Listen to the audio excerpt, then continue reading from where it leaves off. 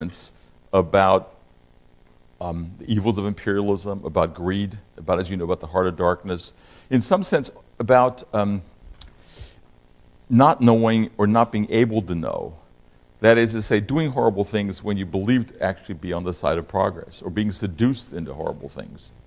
So after all, Kurtz, who ends up sort of mad, is actually a representative of this European notion of progress, an emissary of science and progress.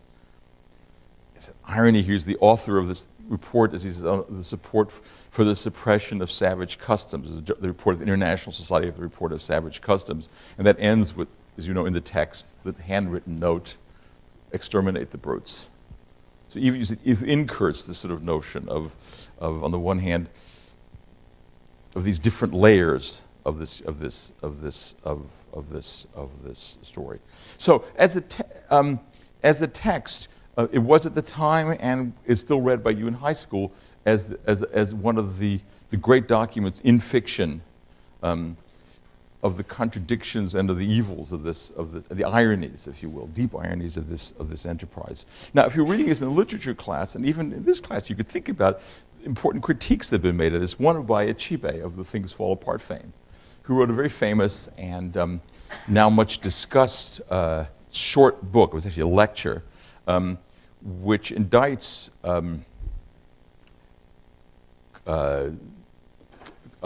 Conrad, not for his indictment of greed and empire, which obviously Achibe is sympathetic with, but for the strange illusion of actual Africans from this. And you know, from the very beginning, one sees these faceless people.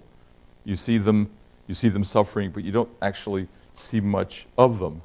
And the other part of the story that Achibe objects to is this notion that it's somehow the Europeans are attracted to this dark, miasmic, hot continent and go crazy. So the representation of Africa is this representation of a place that is all of those things. I bring this up not to turn this into a discussion of an English lit class, which I'm not competent to teach, but to say that the problem of the facelessness of the objects of humanitarian intervention and even of human rights is still very much an object discussion amongst human rights and humanitarian groups today. We parachute or drive big trucks into these areas. You've all seen pictures of these disasters. I've shown you pictures of them here. The people are all sort of vaguely look alike. There's a general disaster victim look. You do something for these people, you commiserate with these people, and you leave. And so the notion of how not to make the humanitarian, how to make it more about them and not just about us being compassionate is a huge discussion, and we're going to come back to that again and again in the. So I don't want to speak from a position of moral superiority to Conrad. I want to say that Conrad is in a position that many of us today are in when we want to condemn something, we want to speak about something in the world, but find it hard to also to see more deeply into the people that we're speaking about. So, what I wanted to speak about next, though. And I have a comment here also because he represents one of two contexts in which novels and fiction are one of the modalities of humanitarian and human rights activism. At the end of the course, we're reading two of the novels, right? So I put those in intentionally this time, which I didn't do before, just to make you think about the various ways in which people act in the world on these interests. So. We're not talking about these rather remarkable journalistic accounts. The scandal of the Congo is a scandal of this. Maintaining the labor regime was often done through bodily mutilation. And proving that one had actually gone into, that soldiers, often African soldiers on hire, had gone into an area and had actually confronted people and made them do something is to show up with their hands.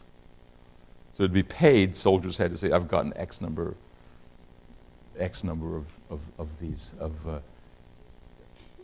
extorted these punishment. The pictures you've seen versions of this before. This is the early stages of what has become now almost the generic picture of suffering through starvation. But so the scandal of the Congo, this is the scandal of the Congo. Now, I want to focus now on two works by foreign correspondents. It's the great sort of heroic age of the foreign correspondent, at least the origins of the heroic age. And the two texts you have are one by E.D. Morel, and the other by George Washington Williams. I was going to quote some of these things to you, but I think I'll ask you to look at them again yourselves in the context of this. But let me just tell you a little bit who these people are. So Morel is a man whose dad was French, his mother was an English Quaker. So again, one have that tradition. He worked for a Liverpool shipping firm, and he was being sent to the Congo to check on the business of this firm. He was anxious to go because he'd always been interested in Africa. He didn't write about it right away. He started writing about it in 1900. He was very active in starting a British parliamentary inquiry on the subject in 1903, and then he wrote the book from which you have this quotation. You have some excerpts in 1904, King Leopold's Rule in Africa, published that year. Now, I know you guys think, and you think rightly, that we have too much reading.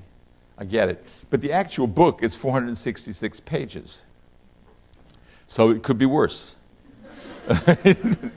but you do get you have you get the sense of this book. But I just want to refer back to my lecture on the humanitarian narrative and point out to you how much of the book is testimony. Right? He has actual witnesses telling you. Then the soldiers began to fight us. We ran into the bush. After that, they saw a little of my mother's head. And the soldiers ran quickly towards the place which we were and caught my grandmother, my mother, my sister, and another little one younger than us. Several of the soldiers argued about my mother. They killed her with the guns. They shot her through, and so forth and so on. Right? So you get the version. You get the version of testimony. You get the sentimentality, the child being murdered in front of his mother. The other thing you get, very importantly in this text, and I just didn't expect you to read it in detail, but the facticity of it. Remember the tables that show how many people were killed in how many places? And the deaths are in the millions. But again, to prove this human rights abuse, we have these features of the humanitarian story that I've told you earlier, which is a model, as you know, of the Human Rights Watch stories now, of Amnesty stories, right?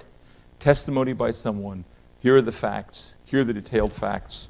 And here is the hook, which is the hook of sentiment. This book was hugely influential. He was involved with he became friends with another important person named Roger Casement, who was a British diplomat, who also wrote a report on the Congo. These two together get the British government to hold a parliamentary inquiry into this sort of matter, and I'll tell you a moment about what happens.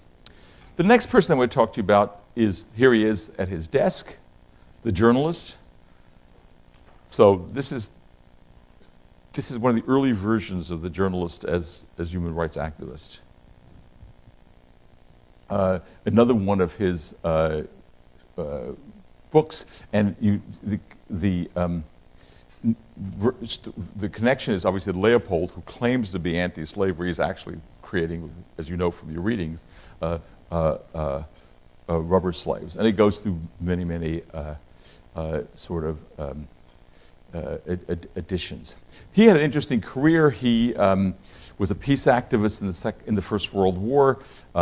He's argued for more democratic foreign policy. He became a sort of central labor, mild socialist MP. He won a Nobel Prize Peace Prize in 1924. In other words, this thing you read is the beginning of an activist career in what we now take to be the world of human rights. George Washington Williams is the first person to use the phrase, as far as we know. It's from Adam Hochschild, and I wrote the name of that book over here. It's a wonderful book called King Leopold's Ghost.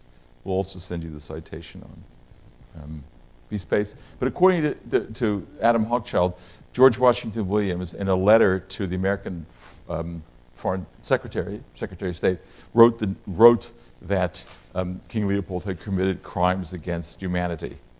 The phrase that will get into international jurisprudence with Nuremberg. So Williams is another complete